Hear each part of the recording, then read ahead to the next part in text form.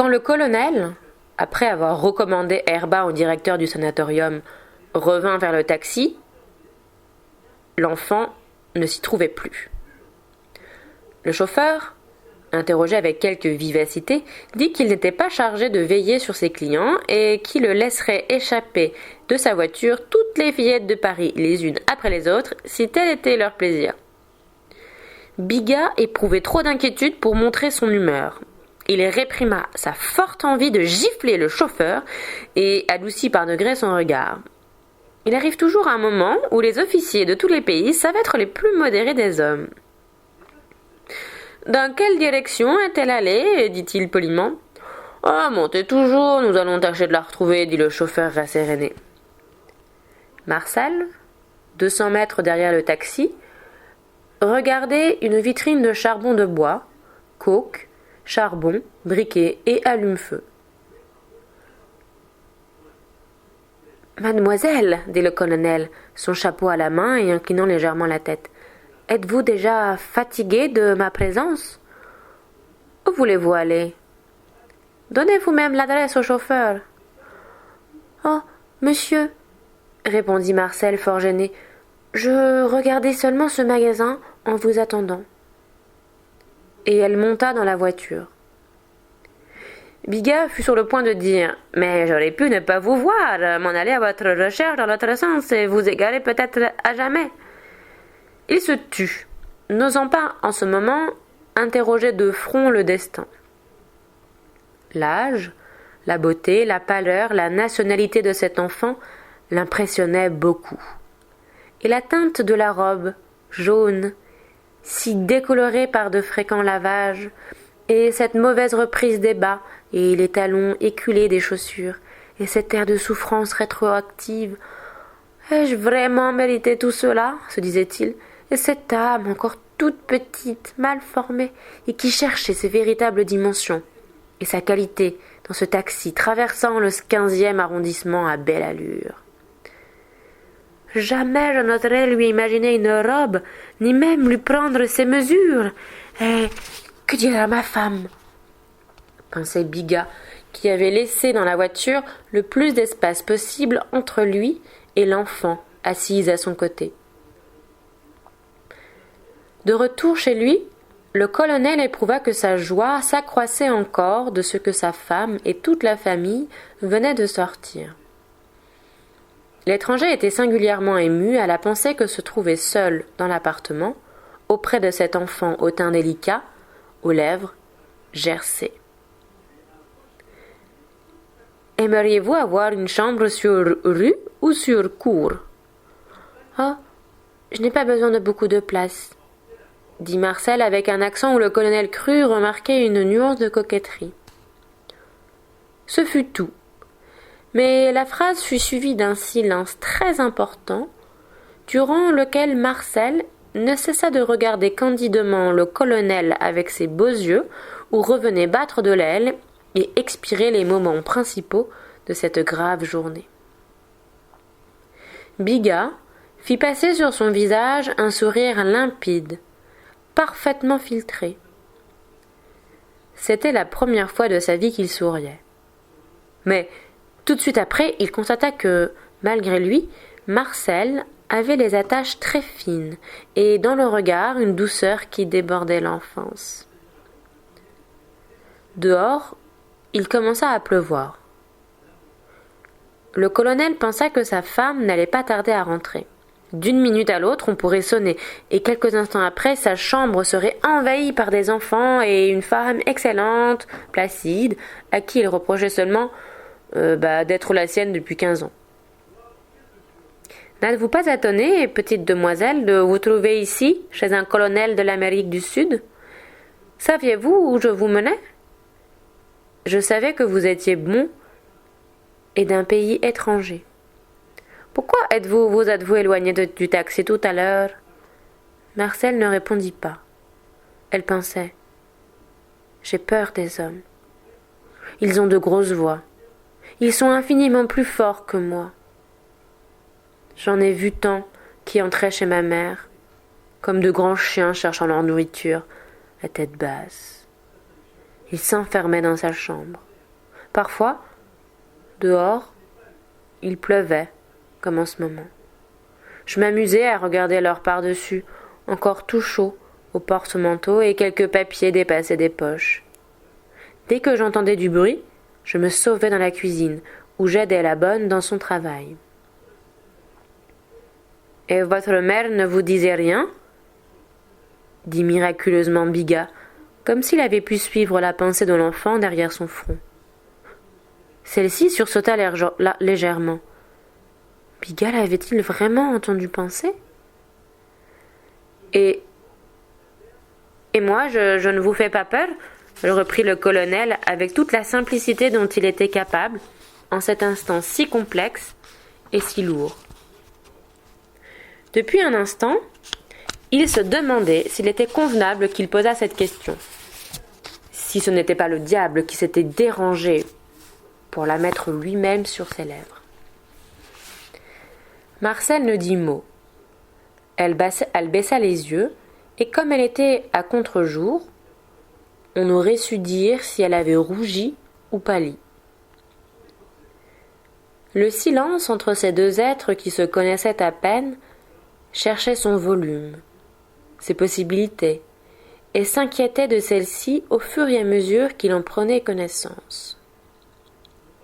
Biga, se ressaisissant complètement, reprit d'une voix haute et claire de chef de famille.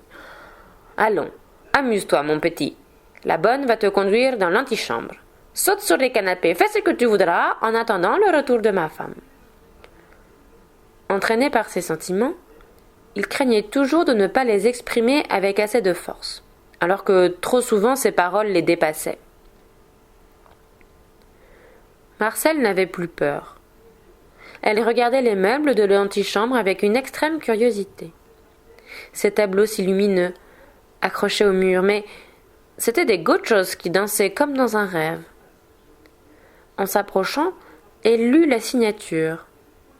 Fégari, ou plutôt Figari.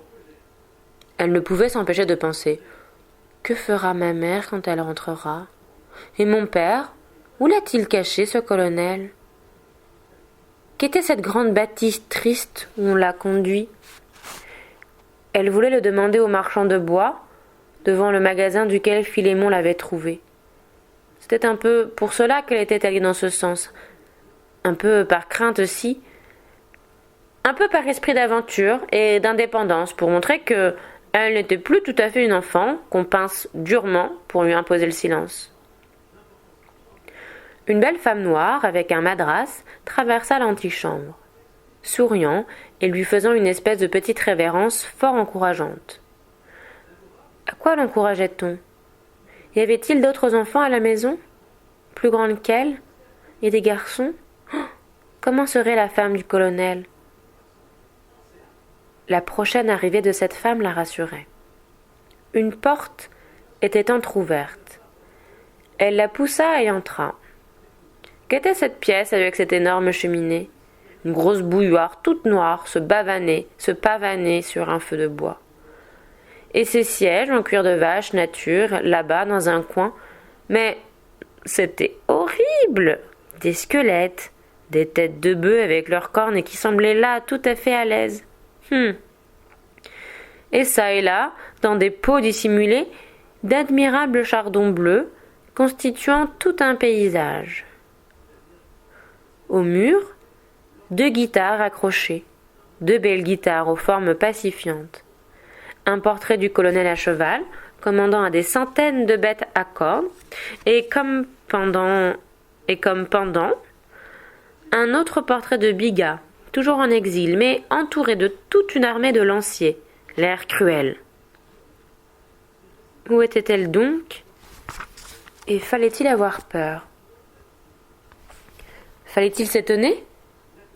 Fallait-il s'échapper pour tout de bon de chez ces sauvages si polis et si bien élevés ? Marcel entr'ouvrit une autre porte. Ah !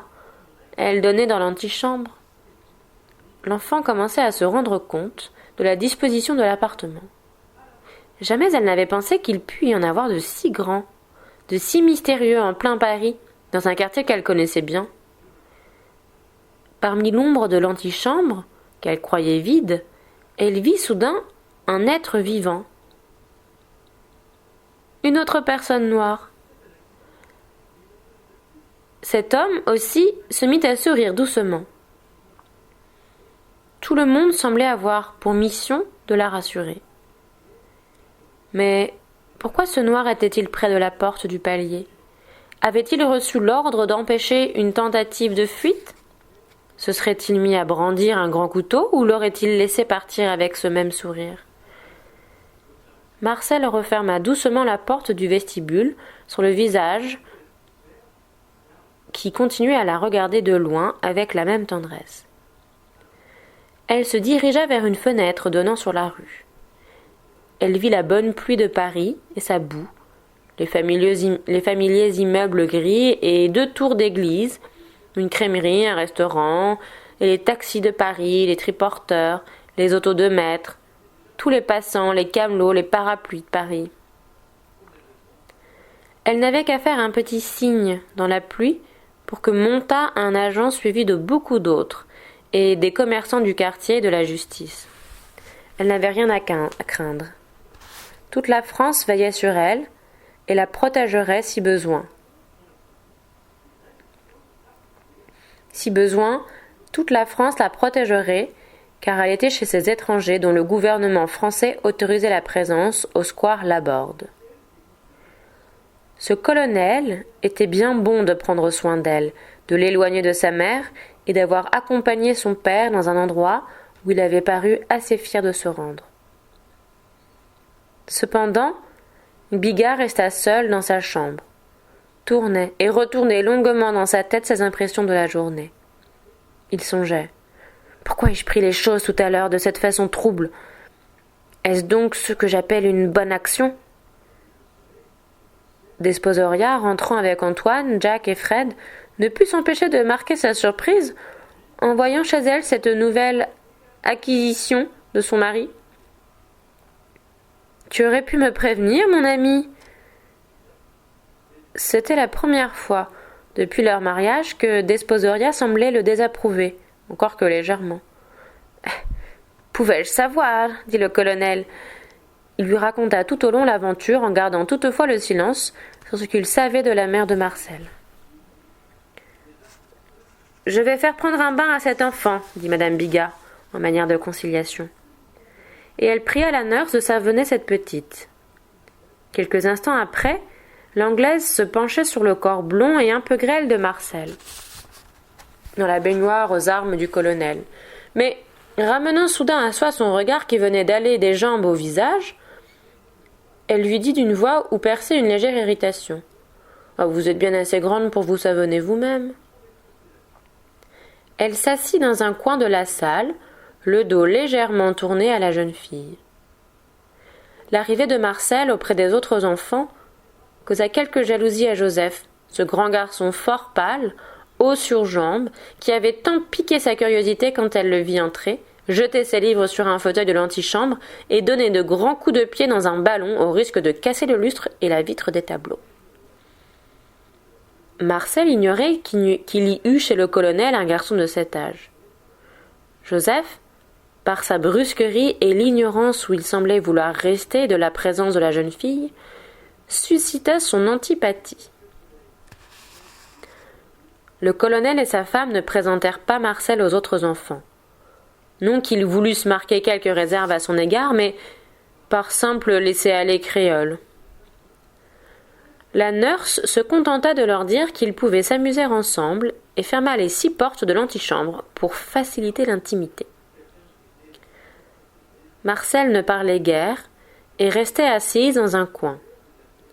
Comme il n'y avait pas encore de robe pour elle à la maison, on l'avait enveloppée dans un kimono cerise de Desposoria, ce qui accrut encore le trouble du colonel. Il n'avait pas voulu parler à sa femme de la délicate question de l'habillement de la fillette et, traversant le couloir, il fit mine de ne pas s'apercevoir de sa tenue. Mais il ne put penser à autre chose jusqu'au dîner. Cette petite, que 2 heures auparavant il ne connaissait pas. Voilà qu'elle était nichée maintenant dans un vêtement de sa femme. Ce kimono qui lui avait paru jusque-là sans avenir sentimental s'associait maintenant et de tout près à l'aventure la plus extraordinaire de sa vie. Le colonel traversa de nouveau le couloir, passa par un petit réduit donnant dans sa chambre et se dit devant un miroir. « Ça va », en faisant une affreuse grimace de contentement. Il retrouva Desposoria dans sa chambre à lui et, sans autre motif, l'embrassa. Sa femme le regarda avec quelque étonnement. Le colonel ne se montrait tendre qu'avant de pratiquer l'amour. Elle se demandait s'il n'allait pas tout d'un coup fermer toutes les portes à clé pour s'unir à elle, à 6 heures de l'après-midi, dans une chambre entourée par tous ses enfants qu'il n'avait pas réussi à mettre au monde. Mais non, Philémon se contenta de prendre un livre de puériculture dans sa bibliothèque. Le sevrage l'intéressait beaucoup depuis quelque temps, et bien qu'il ne songeât pas à s'emparer d'un nourrisson, il était fort ému par la question de savoir s'il faut séparer un enfant de son biberon à l'âge de 15 ou de 18 mois. Aujourd'hui, il ne parvenait pas à lire 3 lignes de suite. Il pensait: où Desposoria a-t-elle installé Marcel? Pourquoi ne pas le lui demander? J'aurais vraiment l'air de m'intéresser trop à elle, trop à cet enfant. Pourquoi, pourvu que ce ne soit pas dans la chambre de Joseph? Supposition ridicule. Il ne viendra pas à l'esprit de ma femme de la mettre dans la chambre d'un garçon de 15 ans. Qui sait? Les femmes oublient parfois les choses essentielles. Et Desposoria, si froide, est bien capable de les avoir fourrés tous deux ensemble, sous prétexte que ce sont les aînés, ou pour quelque raison aussi saugrenue. Non. Il est absolument impossible que ma femme ait placé Marcel justement dans la chambre de celui des garçons qui n'est pas loin d'être un homme. À moins qu'il ne le soit déjà.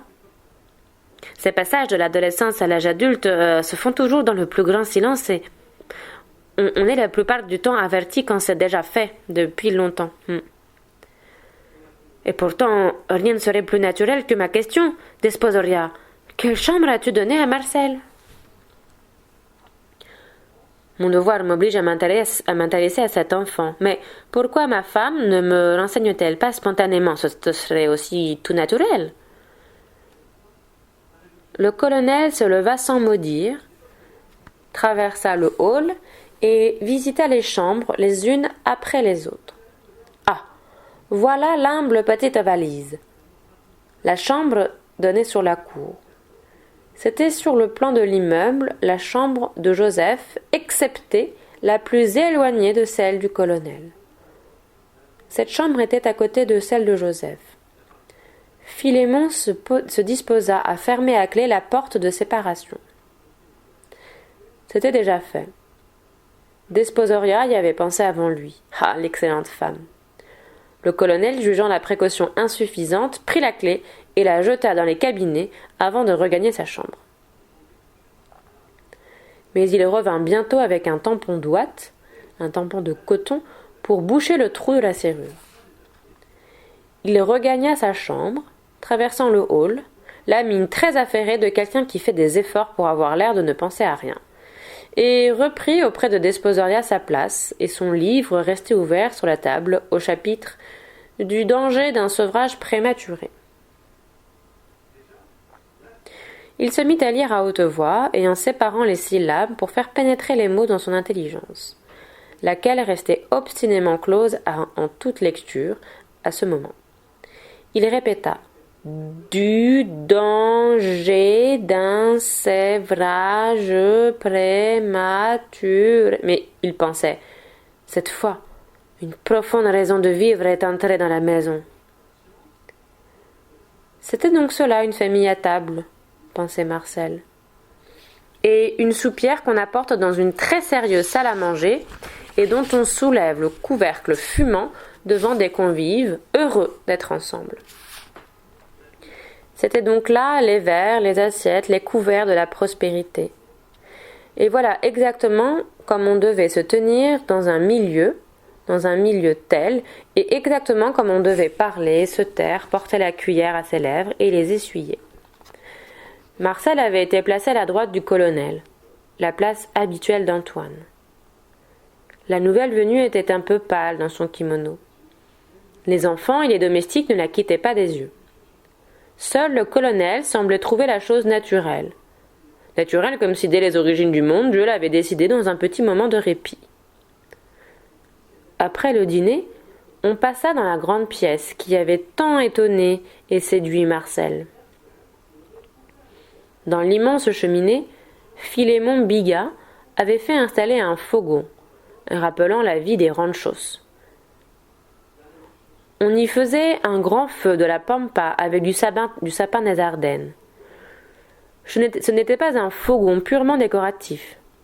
Le matin de bonne heure, le colonel y grillait lui-même son churrasco, un morceau de viande rouge, de la boucherie Gambetta, et toute la journée, la pava, la grosse bouillarde qui tire son nom de la forme qu'elle a, qui est comme si elle était une dinde accroupie, eh bien toute la journée, la pava y était suspendue à la disposition des buveurs de maté. Le sergent valet de chambre, Atonito, en prenait soin. Lui qui était petit-fils d'esclave et dont le regard captif encore ne se posait sur les blancs qu'avec timidité. Gumersindo, le chauffeur noir, admirable mécanicien, Felizota, la cuisinière, et la servante Narcissa venaient aussi, leur travail terminé, se glisser silencieusement autour du feu avec l'ancien péon Théophilo qui accompagnait toujours les enfants, même quand le colonel et sa femme sortaient avec eux. Ces gens prenaient part à la conversation, comme on fait dans les estancias, d'une voix lente, sans inflexion et espacée, qui eût révélé même à des aveugles les immenses plaines de l'Amérique. Nulle odeur de graillon ni d'office. Tous étaient parfaitement propres et partageaient avec la famille l'usage des salles de bain et de l'eau courante. Comme il arrive dans la campagne sud-américaine, on trouvait ce soir-là autour du foyer des Européens à côté des créoles authentiques.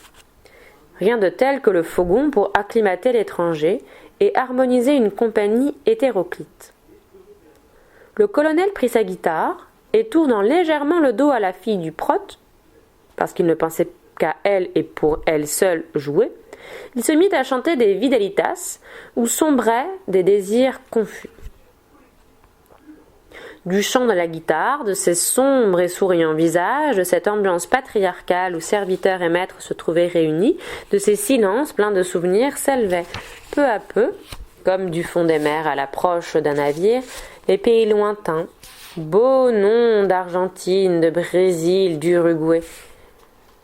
Vous reveniez sur les lèvres avec les noms des escales et des ports où débarquent les cœurs vacants et les hautes caisses bourrées de marchandises. Comme on s'était séparés pour aller se coucher, le colonel pénétra un instant dans la chambre de sa femme et d'une voix qui ne visait pas au mystère mais y baignait profondément. « Et que penses-tu faire des effets personnels de cette petite ?»« Pourquoi ai-je dit personnel, pensait-il. Ce doit être pour les rapprocher davantage de ce charmant petit corps. »« Oh, c'est à peine bon à jeter. » « Mais non, mon ami, mais non, il faut les garder et en faire un paquet qu'elle conservera dans son armoire. Songeons que c'est là ce qu'il y a de plus à elle au monde, et que dans aucun des 5 continents on ne trouverait rien, absolument rien qui lui appartienne davantage. Même en Chine, où pourtant... » Il s'arrêta, renonçant à exprimer une pensée qui était restée dans les limbes. 20 jours s'écoulèrent. Marcel ne pouvait songer au colonel Biga sans se troubler. Le mystère où vivait ce rêveur forcené, capable de rester plusieurs heures de suite sans rien faire d'apparent, retenait singulièrement l'attention de la jeune fille et l'obligeait souvent à rêvasser parallèlement dans sa chambre au lieu de faire les devoirs que lui donnait son institutrice. Marcel faisait son éducation à la maison. Le colonel, le prote, consulté par pneumatique, et Desposoria ayant jugé que la fréquentation de quelques mauvaises camarades pouvait compromettre l'œuvre de purification à laquelle on l'avait soumise. Biga pensait-il encore à elle ? Certaines attitudes contraintes du colonel semblaient le lui faire croire, et son regard, qui s'attardait souvent sur les mains de la jeune fille, la boucle de ses souliers ou le haut de son chapeau, elle n'était sûre que de l'envie qu'elle éprouvait depuis longtemps de baiser les lourdes paupières derrière lesquelles se cachaient les yeux les plus noirs et les plus chargés qu'elle eût jamais vus. Il représentait pour Marcel tout ce qui lui avait manqué chez sa mère. Le luxe, la bienveillance et les pays étrangers. Elle contemplait cet homme, toujours au milieu de sa solitude, comme l'homme des bois, caché par 12 lieues de feuillage. Elle le trouvait beau avec son visage sans transition, sa peau très blanche et ses cheveux très noirs, beaucoup plus beaux et plus virils que tous les hommes qu'elle avait vus entrer chez sa mère, essoufflés par une joie toute proche et avec cette hâte dans le regard. Il lui arrivait parfois, durant que les garçons s'amusaient, de se glisser clandestinement dans un petit salon dont la porte, en général ouverte, donnait dans la chambre du colonel.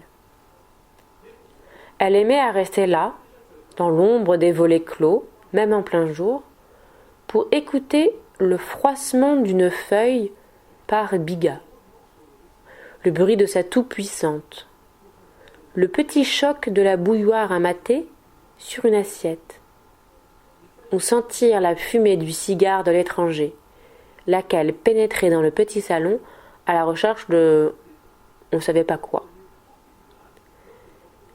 Grave circulation du bruit, de la fumée, de la lumière, de la pensée, d'une pièce à l'autre. Confluent de 2 silences et de 2 âmes dont l'une, aveugle, ignorait que l'autre était là. Et tout ce que la présence d'un homme dégage de grand et de fort quand il est épié par une petite fille loin de chez elle. Tapi dans une bergère verte, Marcel ne bougeait pas. Elle aimait à penser que cet homme étrange, si bon pour son père et pour elle-même, n'aurait eu que 3 pas à faire pour se trouver au salon et la découvrir tout entière. Mais un jour, ce fut la femme du colonel qui entra et la trouva faussement endormie dans l'obscurité. Le lendemain, Marcel revint à la même place pour écouter et se souvenir. Dans ses bras, une poupée que Desposoria lui avait donnée. Biga était encore seule dans sa chambre. Soudain, après un bruit préparatoire de l'arrière-gorge, des mots s'échappèrent de ses lèvres. Si j'ai quitté mon pays, c'est uniquement en raison de la jalousie du président de la République qui m'en voulait. Il parle peut-être de moi, songeait Marcel au fond de sa bergère. Philémon Biga pensait tout haut, et en espagnol, ce que sa pudeur l'aurait empêché de dire autour de lui. J'ai été le vainqueur moral de la bataille de Piedritas. On a jeté des fleurs sur mon passage. Puis au bout d'un instant, une femme, une vraie, c'est-à-dire une Française. Bien sûr, ou plutôt pourquoi pas, bien sûr. Dans ce grand appartement de 30 000 francs, pas à cheval, ni une vache, ni une autruche, ni une tourelle au terre, ni une clôture en fil de fer. Mais j'ai un fourgon. Après chaque réflexion du colonel, se reformait peu à peu et difficilement le silence tout à fait sensible de Paris. « Mais si, j'ai absolument besoin d'une Française, dit Biga, en français cette fois, et sur un ton de férocité. Allons, bordel !» Et il se mit à marcher à grands pas dans sa chambre. Déjà, Marcel, prise de peur, avait quitté la pièce. Sachant qu'il arrivait parfois à son mari de penser tout haut, Desposoria, dans l'attente de quelques révélations, alla le lendemain prendre la place de Marcel dans la bergère verte et attendit. Mais le colonel ne lui livra rien ce jour-là, ou du moins, elle pensait qu'il en serait ainsi, et se réjouissant de ce qu'il fut capable de retenir ses pensées durant plus d'1 heure, quand une phrase tomba, à peine murmurée. La femme de Bigal n'en comprit pas le sens, mais l'accent en était profondément triste. Et au milieu de la phrase, Desposoria avait entendu son propre nom, si dénué, si malheureux parmi ces syllabes incompréhensibles, que laissant tomber sa broderie, elle étouffa des sanglots. Cependant, Marcel, qui s'avançait pour reprendre sa place de la veille, s'arrêta, net, dans l'obscurité, à 2 pas de Desposoria. Puis se retira sur la pointe des pieds, sans qu'on eût remarqué sa présence. Ayant vu sangloter la femme du colonel, Marcel s'imagina que celui-ci avait dû laisser échapper qu'il l'aimait.